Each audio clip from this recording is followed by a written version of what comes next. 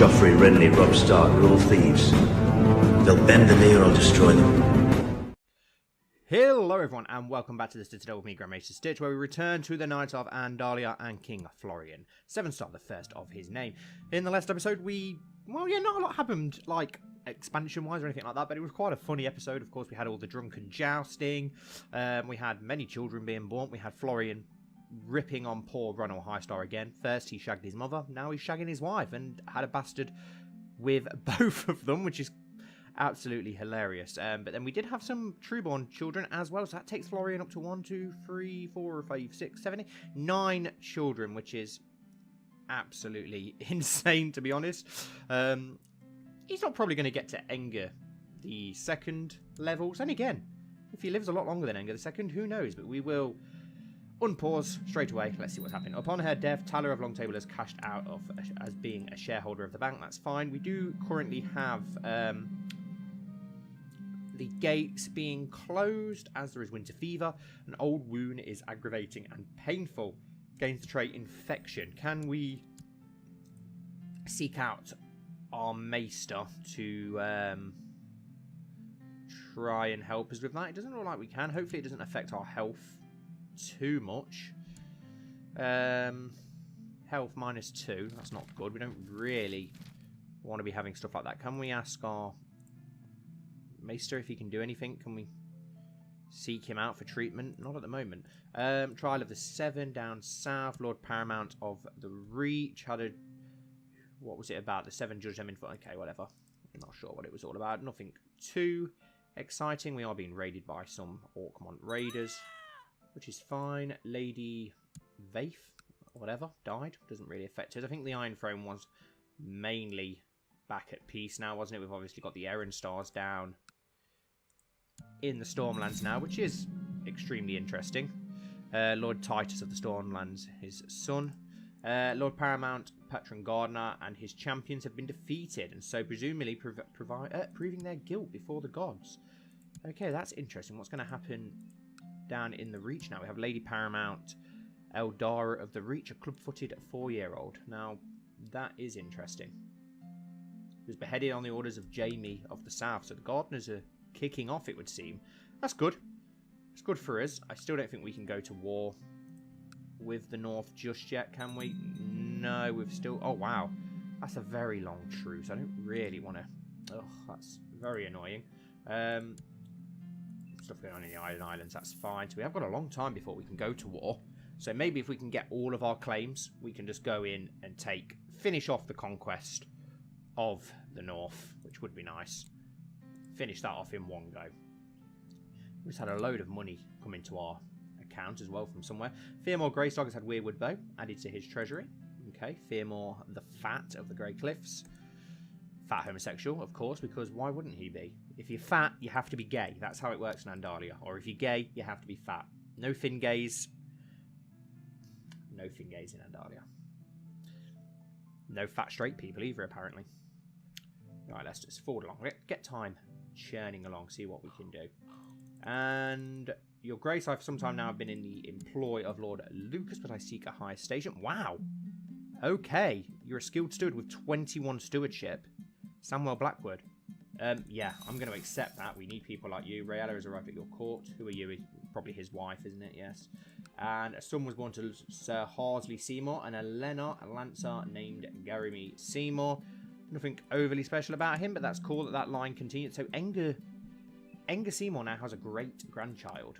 Not very often that we see that. Right, let's appoint our new Master of Coins. Who was our Master of Coin before? Lord Walton of the Neck with 15 stewardship. I do apologise. I know you're a big fan of his, but Samuel Blackwood is very impressive, so we will be going for him as our new Master of Coin.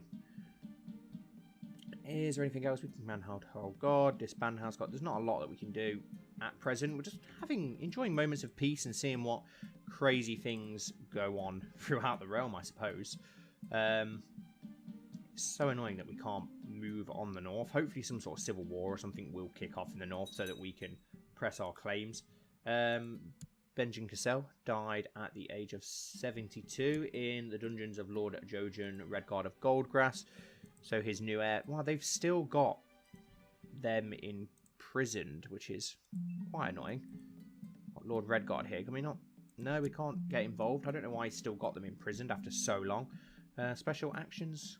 Do a load of colonising, but no, that's not something that we want to do.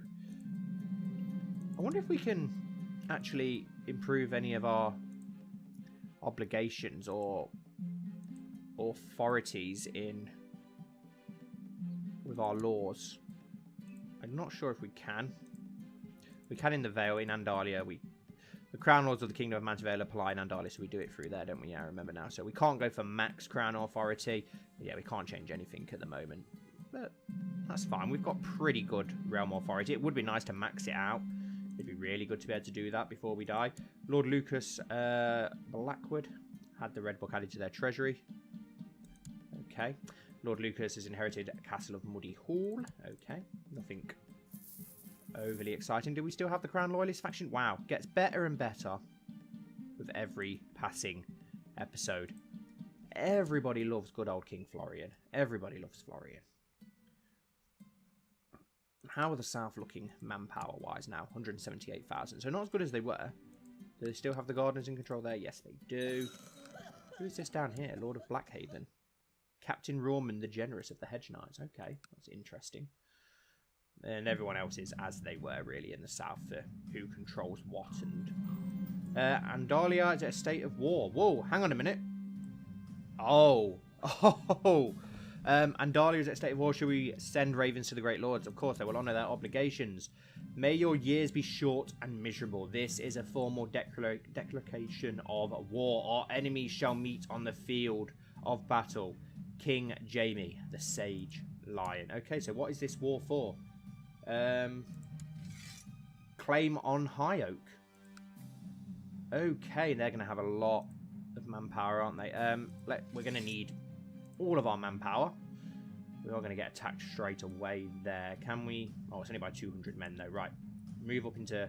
Actually, Turnbridge would be a good place to leave our manpower, as well as at High Oak. Do you know what, then? So everybody here... That's a lot of men from the mud area. Everybody here. Please march on to Turnbridge, just so we can get some defences. Everybody in the Vale, please march on to High Oak. We have got 3,000 men on the Sisters, so it was only a matter of time before this happened. Right, we've not got enough ships. No, that is enough ships. What am I talking about? Embark that army. Sail those down to High Oak. We need to get our armies well stationed then at High Oak and Turnbridge for now. Maybe we shouldn't march everyone south, though, just in case. So if we get... It'll be quicker to bring these guys by ship, won't it? We probably are going to need our ships as well. Do we have any fleets here? No, we don't. The Barrington men can march. So if we march onto Sevensport, you guys embark on your ship, and we will... Oh, it's a long way to sail to Turnbridge, isn't it, though? We'll sail you here instead into Silverspear.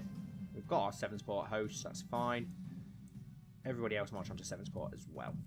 How much manpower do we have? 131,000 compared to the South's 118. It looks like the Reach and Dawn have not got involved at present, but they probably are going to.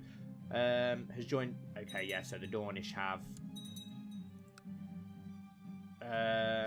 Oh god, we've got a new Etelan as well, which is annoying. Cracklaw Point has got involved. The Dornish have got involved. The Grandlands have got involved. And the Reach has got involved. What about the Errand Stars? Yeah, they're involved. Of course they are. Right, so this could be... This could be bad. What about the Iron Islands? Hopefully they'll stay uninvolved. Have crushed this small army for now, but we need to get our host down south as quickly as possible. Under my garnets, my young ward John is slowly mastering the art of swordsmanship. Awesome. Skilled fighter. Very impressive for a 12-year-old. Can we force train? Oh, just to get him up to that formidable. That would have been pretty cool. But I can't believe we're finally at war with the south. They've finally made their move. What's going on here? Not involved. The Racks yet again. Luckily, we called up our men beforehand, but the Racks are staying independent yet again. Traitorous bastards. Battle of Muddy Hall has gone well. We need to get as many men over here as we can. Right, let's get a decent Well, we'll wait till our men to mobilise and then we'll put our best commanders in control. I might have to look through the realm, see if we have any better commanders placed here and there, just to see who we've got. See if there's anyone throughout the realm that we can get involved that's going to help. We'll take the defensive. We've got the defensive. We picked these borders for a reason. We'll make the most of it. It's annoying that Florian has his infection, because I kind of wanted Florian to be leading the host. He's an exceptional military commander, a brilliant commander, aggressive leader, flat terrain expert. We could have really done with him.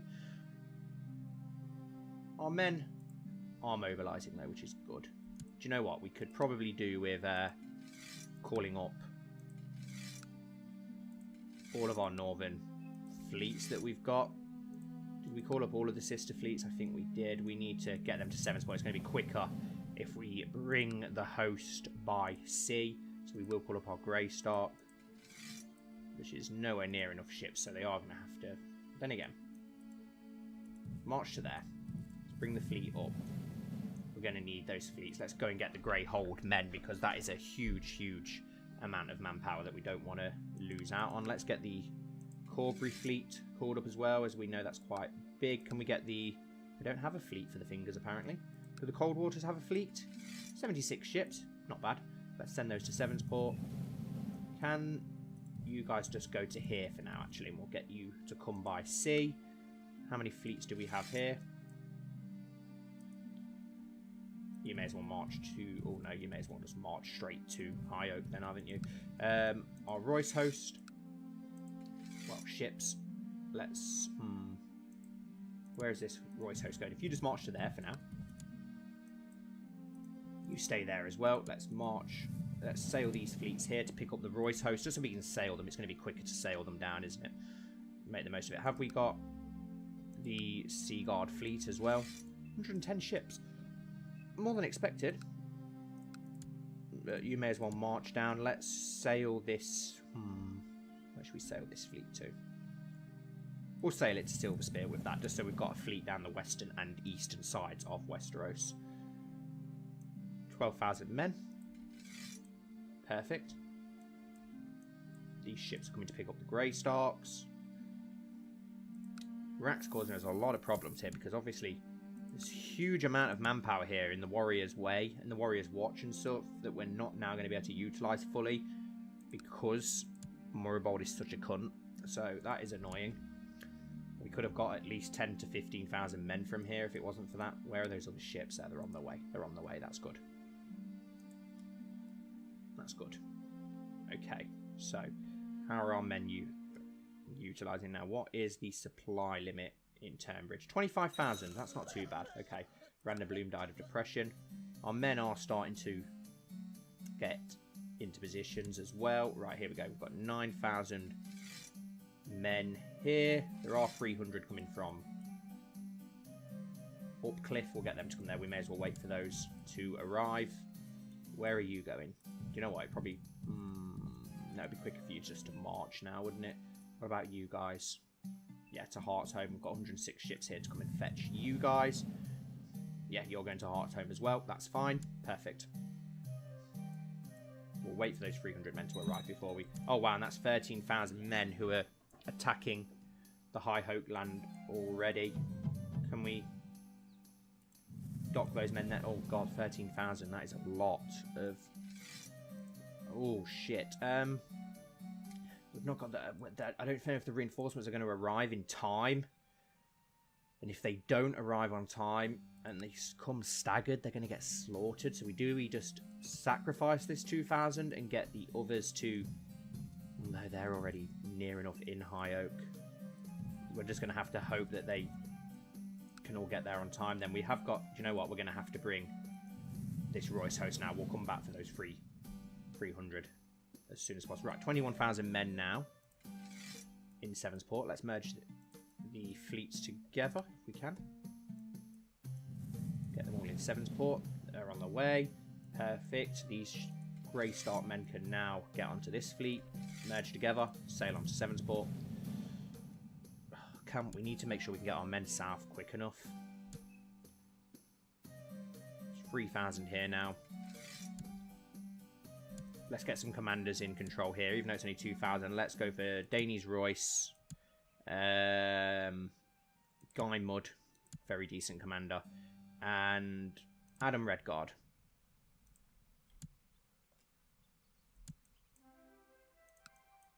The men from Saltpans get there as quickly as possible. The Royce host is on its way as well.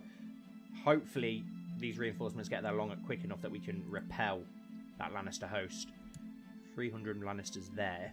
Just got to hope that as long as we can get our men south quick enough to defend our borders, I think we'll be able to rebel any army that the south throws at us, to be honest. It's just making sure we can get enough men there to withstand. Like, this is not looking good battle-wise. Rain fell over the river as banners became visible from the horizon. The armies of the south had arrived in strength, hoping to cross the river. The task of defending this river and the lands of High Oak fell to the young lords Mudd and Redguard. Guy Mudd had never met Adam Redguard before this day, but now they were forced to work together lest the border fall. The men gathered from the surrounding lordships numbered just above 2,000, which, if the scouts were to believe, could not match the army that came. Both commanders were lords of lands further from the front, but could not find it in them to flee and leave these small folk to be pillaged and burned by the invading force. These were the lands the Lions of the South sought, so this is where a stand needed to be made.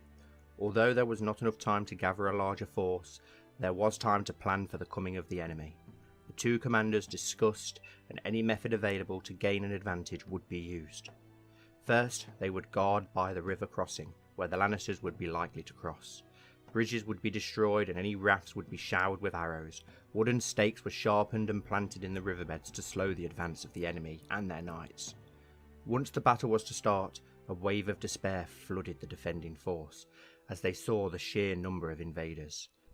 However, if they fled, they would only find their homes and fields burned to sate the hunger of the invaders, so these men stood against the insurmountable odds. Guy stood in the front, yelling words of glory and encouragement.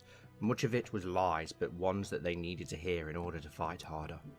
Adam stood near the back where he could better survey and give orders. Though Guy was slow to admit it, Adam Redguard was better suited for this role. He had a keen mind and a knack for organising, which would be needed to keep this army alive. The Mudlord had always considered himself more of a frontline fighter, and felt at his best surrounded by the other soldiers. The river crossing was bloody as the rushing waters swept many a man and horse off its feet, though more still came. Eventually, much of the force made it across the river, and the fighting began. The lines erupted into chaos as it became difficult to discern friend from foe. Bodies piled in the mud of the riverbanks. Death was all around, and it became apparent to Guy that this may be his last day. He would not return to his lady wife, his keep, or his family. He would die here in the sea of Lannister banners, in the mud his family took their name from. The Lord fought with a fury unmatched, thinking only of his home. He defended, but still more enemies came. He fought a prayer to the gods, a prayer for strength, a prayer for victory. He prayed he would live to see another day. As exhaustion took hold of him, it seemed like the enemy soldiers hesitated as a horn blew from the east. Whether this was for salvation or for ruin, Guy did not know, for he had no energy to look.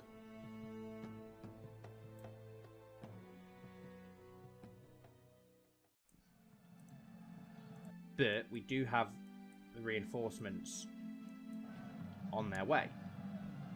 So if these can hold out long enough with our impressive commanders, they've got some random guy. There we go, the reinforcements have arrived. That should now push back the Lannister host. Perfect. We have got enough money for sellswords if need be. Oh my god, we haven't called up the Sons of Aengar. That is something we need to do. Right, here come the Royce host. Let's deposit them there. Lord Horbert Fenwick has issued a call to his subjects, promising glory and wealth to anyone who can tame a dragon. Oh god, yeah, we need to be careful of that. I need to... I think I killed most of them, so hopefully we'll be okay. There we go, 17,000, 20,000 men from the Vale. A great victory, slaughtering 7,000 Lannisters to 1,000 Andalian men. Perfect. The screams and shouts could be heard from miles out, as had the smells. that all too familiar stink and rot that announce only one thing to the senses: battle and death. Sensations well known by the Lord of Runestone. For years he had enjoyed peace and quiet. Now he dragged himself into the slaughter of battle once more. First it had been his cousin that he dealt with, now the time had come to skin lions. His horse thundered across the hills, followed by hundreds of men from the Vale and Riverlands. Lord Guy Mudd had taken the vanguard and should have been there hours ago. Hopefully he was still holding. Lord Adam Redguard, along with several smaller lords, followed him. The sounds of smell and battle that haunted battle so often grew louder and louder, as they finally reached the last hill and laid eyes on the open field. It was carnage. The river was filled with bodies, clogging up at several points. Hundreds of men were fighting, bearing all kinds of banners and colours. Then he saw it, in the distance, a single standard of House Sevenstar continuing to fly, proudly, and being defended valiantly by men in mud colours. They were holding. A small smile formed on his face as he turned towards his commanders. "Lord Adam, take the right and circle around the western host. Strike them in the rear and cut off their option to retreat there," Danes commanded, as the Lord of the Crossing nodded, taking his horse and going to marshal his men. "Sir Rook, take 500 of your best riders and flank them from the side, adding confusion to their defeat," the Royce Lord ordered, to which the Rook heir bowed his head and rode off. Then there were simply Danes, thousands of men awaiting his command and orders. He always hated this part: inspire men to charge into their death. He held a frightening talent for it, but here he would do as he was commanded and asked, as was needed. He drew lamentation, lifting it high in the air. The sun glistened brilliantly off the blade as the men gave him their attention. "A day has come that we all knew was to come. The lions have long carved up Westeros in its jaws, and now they have finally turned their attention towards the mighty Andalia. But we are not the weak-willed Reachmen, nor the heartless Stormlanders," he called. "They now fight with their conquerors, but we are all sons of Andalia, Vale and Riverman alike.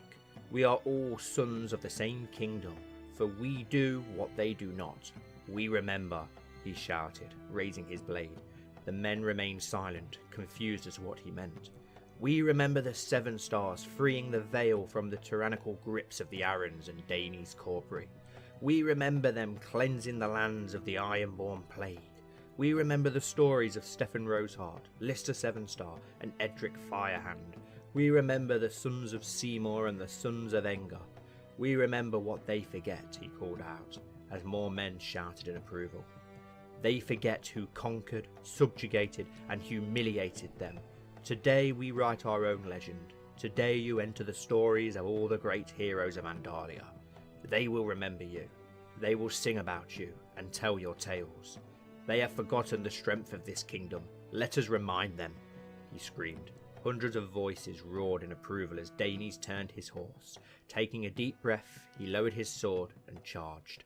Thousands of hoofs erupted into a gallop, shouts echoing through their lines. Cheers and calls of the Royce House words went through the lines as they charged forward, but at their front was the Lord of Runestone atop his white destrier and swinging lamentation in his arm. The southern soldiers had begun to take notice and slowly turned towards them as they saw the wave of Valeman and Riverlanders charging at them. They tried to form lines, but it was too late. Danes rode through several men with an ever-growing fury. The Bronze Lord swung lamentation through the enemy lines, the Valyrian steel blade being coated in red. He saw dozens of banners and men being trampled beneath the hoofs of himself and his men. The bronze armour of his house rested on his body, slowly coloured red, as a path was carved through the enemy lines. Seeing that Sevenstar banner from earlier, he rode towards it and motioned for men to follow him, with the call of "We remember." He charged towards it, hundreds following in his second charge. The determined Danes cut his way through dozens of more men. As they finally reached the banner, hundreds lay dead, but there was Lord Guy, defending with what men remained him. A quick nod was exchanged between the men, as he was pointed towards where the commanders of the enemy host had stationed themselves. Danes raised his hand, simply holding up 2 fingers. A few men nodded and sounded their war horns twice. It happened in a flurry as Sir Edric Rook charged at the hill with a few hundred men. A smile formed on Dany's face as he saw the commanders forced into retreat, as the men were thrown into confusion. Raising his sword again, the war horns called out once more, and he charged again. His sword cut through of those that still remained, and as Lord Adam fell on their rear, all morale and cohesion broke. The lions of the south acted more like cats as they were driven back towards the trident. Danes continued to charge at them as they died in the currents of the river, and some made it across. But at the trident he stopped, killing a man captured beneath his horse. Removing his helm, he dismounted and looked around. "We shall remember this day. They will remember this defeat. We remember," he called out as shouts filled the battlefield.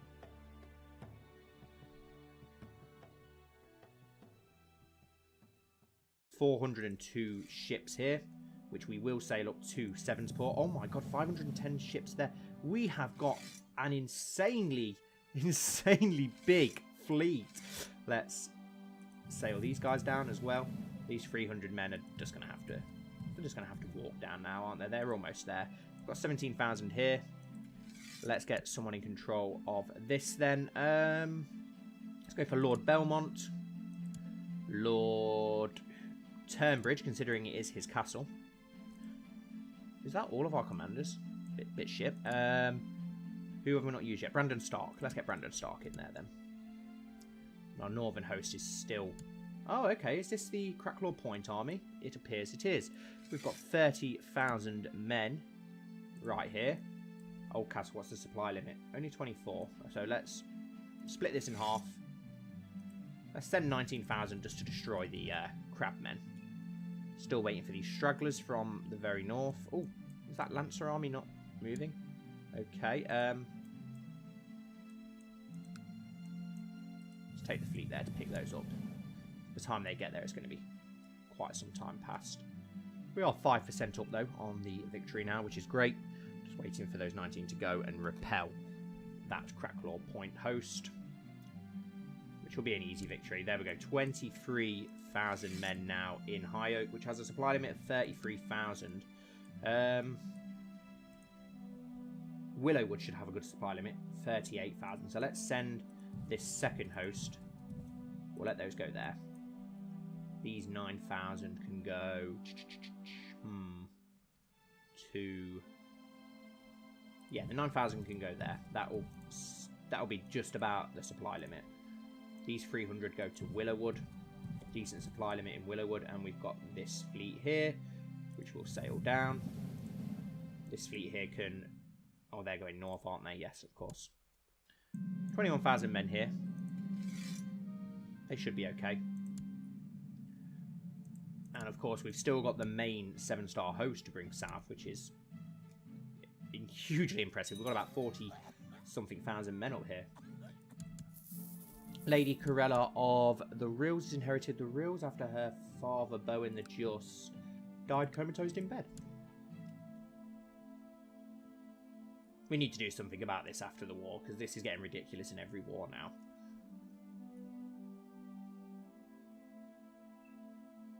And there we go, the crab host is crushed, but there is a Lannister host sailing north, which is interesting. A son was born to Samuel Blackwood and Raella named Horace Blackwood, who is an imbecile. Beautiful. Absolutely beautiful. Fleet coming, haha, 800 men here. We will embark the army. I know it's only a small host, but we may as well sail them down. Every man helps. I'm glad that the Iron Islands have just not got involved as well, which is brilliant. Beautiful. Battle of Bitesmouth Town. A victory. Okay, here's 11,000 Lannisters here. I don't know where they've just come from. 3,000 here. We've got 14,000 Lannisters here. Right, we need to... How much are we over the supply limit? By 1,000. Okay. Let's make a new unit of... No, we don't really want that many. Do you know what? For that defense, they're going to attack anyway. We may as well leave them there. We've got 21,000 there, 6,000, 5,000. What have we got on this fleet here? 13,000 men to dock off in salt pans. Still 300 men there on their way. 400 ships coming to get the royal host. Let's march them there. There's a gardener host there, which is rather interesting. Okay. That's everyone north. Still waiting for these. Where's those? They're on their way. Okay.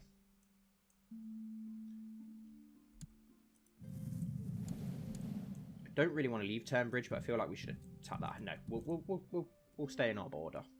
10,000 here. Would Willowood be good, or would the Blue Fort be better? Better defensively, I suppose, but Willowood does have a huge supply limit with it being such a huge town. What's the supply limit in Whitford? Not massive, so let's merge this together, split in half, and send 13,000 to Whitford just to help defend that. 900 ships. Oh no, it's only a small Lannister host which is going to get slaughtered because of the landing penalty, so that's fine.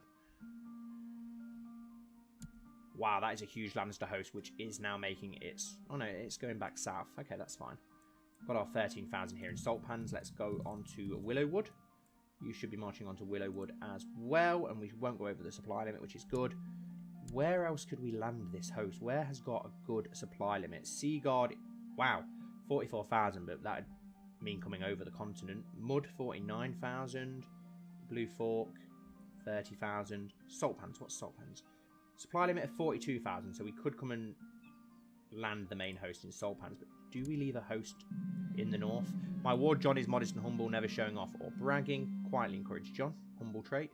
Thank the warrior for John's virtue. Has no fate, could get proud or wrath.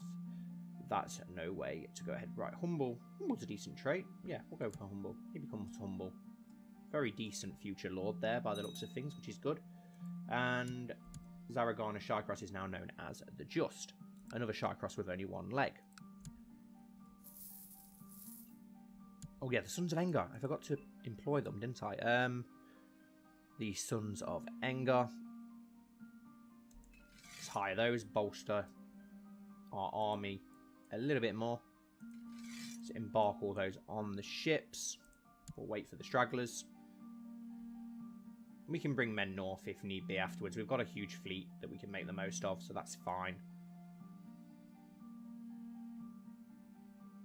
Okay, 800 men here. Let's march those two, join up with that host, just to make Turnbridge a little bit more defendable. Not sure where they're planning to take this army. Up into Blackwood Vale, so they're going to cross that river, are they? Okay, they're going to cross the Red Fork. Okay, 25,000 strong. That's fine. Lord Reaver Cotter, the Gallant, has declared Lord Reaver Cotter's claim on Great Wit. Okay, so the Ironborn are fighting amongst themselves. That's perfect, to be honest. Let's split this host in half. And then split it in half again. 8,000 onto Willowwood. And then the remnants merge back together to defend from High Oak. That's fine. So I need to get a host over here for this Lannister host, which is marching around. But we have got our main host, which will be coming south soon, so that's fine. Just waiting for the last remnants of that host to make it here. That's a decent side gardener host, but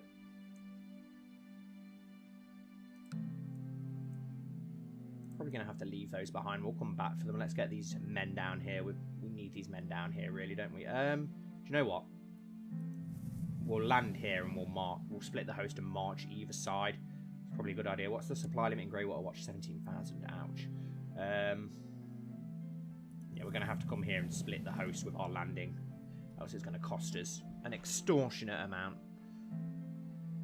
But they are being punished by the supply limits themselves, which is good. A lot of manpower. The king is leading one of these hosts, which is interesting. One child lacking a childhood focus. Princess Kyra. I don't really know. Well, we wanted you all after warriors, didn't we? So let's go for a martial focused. 14,000, 27,000. We've got to be very careful of this. Right, 32,000 men here. Let's get Adam Redguard and Guy Mudd. Let's... That would be risky. Can we not march onto the Blue Fork? Got to go that way to march onto the Blue Fork. Don't really want to have to go up and round. Right, this is... Do we just sacrifice the Red Fork? Keep the Willowwood army there and then bring the main host this way so that we trap the Lannisters if we get an army planted in Old Stones. Might not be the worst idea. Fleet is on its way. 52,000 men merged together. We're going to just have to land them and then split them, which is quite annoying. 17,000, 15,000. Couldn't have picked a worse. It'll take way too long to sail around the continent as well, wouldn't it? Even though it probably would be better. We're going to have to sail around the continent, which is really annoying. But we can't afford to lose too much manpower. And then it leaves both sides. We may take some casualties here whilst waiting. Grand Maester had split mail added to his treasury. Okay. Got 257 ships here. We'll leave on this side of the coast. Few men that have been left behind. Okay, and someone is making a move on Turnbridge. No, he's changed his mind. I'm going to say that would have been a bit of a suicidal move. We've got our defensive lands. We are going to have to sacrifice some of these lands, unfortunately. And Marjorie is pregnant yet again. Excellent news. Let's hope for another son. Okay, so some lands have been sieged down. That's fine. We've got 20,000 men there. Where are they marching off to? Merge these together. Can we... We can actually attack them in time and destroy that host, so we will do that. We'll march out of Willowwood and attack this host in Chiltern just before it can band together with any more Lannister hosts. Have they got their own war back home as well? Because it looks like there's some sort of civil war going on. Truce, hostile, hostile. No, so I'm not sure what's going on there. There's something kicking off here. Those 800 men are going to be attacked, but if we move the Turnbridge host to slaughter those 8,000, that'll probably be a good idea. And we can close in on the Lannister host and just absolutely annihilate and slaughter them to a man. Yeah, and we've slaughtered this host over here, which is good. Perfect. Then we can march back to Willowwood to encircle the host in the Red Fork. I think Chiltern had a decent supply line. Lord Allender of Blackwater Bay has accepted the peace offer of the Erenstar. So the Erenstar host is actually busy at the moment. And we have slaughtered this host. Perfect. Great victory. Let's move back onto Willowwood, which is under siege. Will we save Willowwood from being sacked for once? 30,000 men. Let's get the third commander. We've got Guy, Adam, and Danes. We do have the 25,000 in reserve in High Oak. Still waiting for that fleet to arrive. We are going to attack this host here. A lot of manpower going on here in the Riverlands. The poor Riverlands suffering the brunt of it yet again. Wow, 12,000 here. They're retreating though. So we've got a massive, massive battle here happening in the city of Willowwood, which is being led by Sir Edric the Noble. No one of renown. And we are going to slaughter this host in the Battle of Willowwood. But there are 22,000 men who look like they might be about to cross over into Willowwood. But we do have the High Oak host to march north if necessary. And we still have the, of course, the full might of the Sevenstar host. Let's march this army now onto Blackwood Vale. We've had to retreat from Turnbridge just to place ourselves a bit better, encircle this host. Waiting for the main host to arrive. Sooner they arrive, the better. And yeah, we've won the Battle of Willowwood, and another host is now marching to Willowwood. Where is our fleet? Where are you? Wow, it's just going around the bottom of Dawn.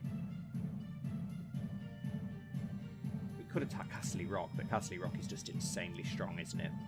Fort level 23, it's not going to happen. And why sacrifice so much manpower when we're on the defensive?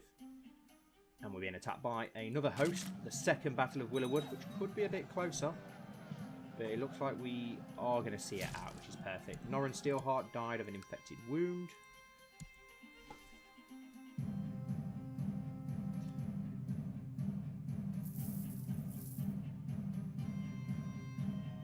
And a great victory in the Battle of Willowwood. And it looks like we're going to have a battle in Blackwood Vale now. We do have 3 commanders there, so we should be okay.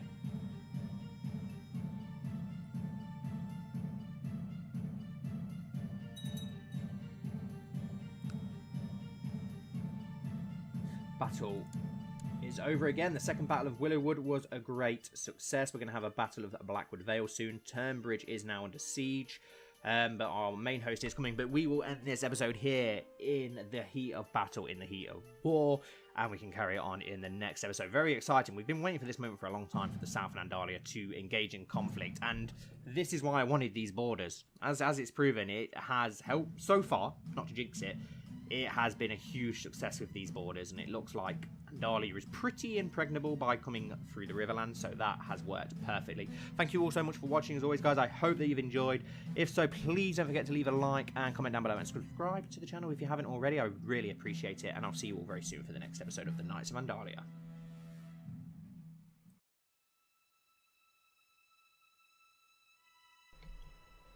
Lamentation cut through the head of a Lannister man with ease, the decapitated body falling lifeless into the street. Danes moved forward, meeting a man bearing the red and white of the Rain Lions. The two men duelled for a short time as the Bronze Lord killed another man and continued his charge. Few were a match for him that day, as he moved through scores of enemies. In this instance, however, he was able to gain a proper view of the situation. The Lannisters had attacked in the early hours, having marshalled their forces quicker than they had theirs. The outer walls had been quick to fall, and so had everything up to Bronzeview. However, so far the Lannisters had met little opposition, and now came face to face with the armies of Andalia. With the help of Sir Norbert, they successfully held off that part of the town. Now it came to properly push them out as they reached the gates of Bronzeview. Danes and his host had arrived only days before the Lannisters had, the men proven after their victory at High Oak, but now came a proper and far more difficult test. Willowwood would give them far better access towards the rest of Andalia, and lay open the chance of invasion of the Riverlands. The Lannisters could be allowed as little success as possible. Any Andalian defeat was worse than a Lannister defeat, he knew, so here he was trying his best to make sure that they could hold. He had lost himself in the battle, his helmet had been knocked off somewhere, yet he did not care. All there was this fight, this battle. It consumed the normally reserved lord, as it had at the Battle of High Oak. His sword had killed scores and scores more were to follow this day. His respite ended when he saw that his group had cleared the street ahead of them and saw men scrambling to hold one of the gates into the lower sections. With a shout he ordered his men forward. Leaping towards them, his blade began to cut a bloody swath through them, as they attempted to flee before the bronze beast. But those efforts proved in vain, as the other men with him cut down more of those men. It was a matter of moments until all of them had been slain and the streets cleared. "Towards the gate! Let us clear the rest of these vermin!" he commanded, as the troops dispersed and began spreading throughout Willowwood. The town lay in ruin, corpses and half-burnt buildings spread out as far as the eyes could see. But above them still flew the banner of House Sevenstar, still and under his eyes. It would not fall until every last one of them was killed. Yet the corpses showed far more dead Lannister men, barely any displaying the banners of Andalia. At the gates they encountered a rout, hundreds of men trying to hold the gate, yet being slaughtered by spears and arrows. It had become a valley of death, where the lions of the south were massacred like sheep. The walls had been completely retaken, and they now were throwing projectiles down on the retreating host. Archers peppered those that made it out of Bronzeview with arrows, as well as riders in the lower districts, killing any stragglers. And from the yard in Bronzeview, hundreds of spearmen were pushing the Lannisters out, encircling smaller parts of their forces and butchering them. Only a few moments later, they were forced out. Cheers erupted as the Lannister forces could be seen withdrawing from the lower sections, as well as leaving behind a partially destroyed Willowwood. But Danes did not celebrate. Rather, he sheathed the bloodstained lamentation and took a horse from a stable boy, riding back towards the Willow Hall. He passed hundreds of men celebrating, as well as rushing towards the walls to man them and repair the damages the best they could. Blasted wooden walls, have the Seymours not learnt from their history? Stopping ahead of the hall, he dismounted and moved past the startled guards. Throwing open the gates, he looked around the hall. He spotted Lord Redguard and Mud, as well as Lord Seymour, as well as his heir and grandson, along with several notable knights.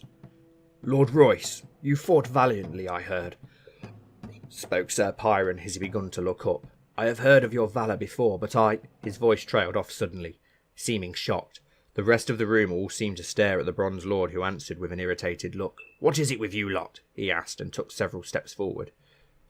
"You are bleeding from your forehead," answered Norbert Seymour finally, bluntly. Danes moved his hand upwards, and indeed felt a wound there. Strange. He had not noticed it before. Nevertheless, a servant brought him a chair, and the maester came to bandage the wound. In that time, Danes gave his advice towards the gathered lords. We have won today, but I fear this is not the last assault they will make. They still hold the lower city, and we must be ready. I assume their leaders are having a similar meeting at this very moment.